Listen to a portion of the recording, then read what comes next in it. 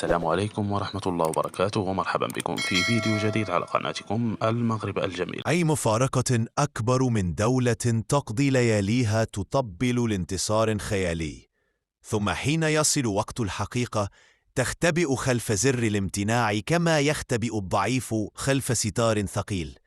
تتحدث عن تعديل القرار ثم تعجز حتى عن رفع يدها لرفضه.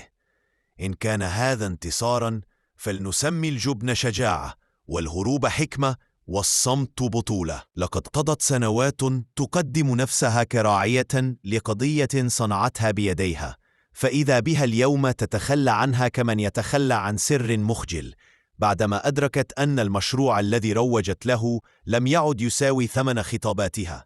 أما دبلوماسية الانتصار التي شغلت بها الإعلام فقد تبين أنها ليست أكثر من فقاعة، ضجيج بلا فعل، وعنتريات على الهواء تتبخر أمام صندوق التصويت. والامتناع هنا ليس موقفاً بل اعتراف رسمي بالفشل، ورغبة مستميتة للخروج من اللعبة دون أن يقولوا نحن خسرنا.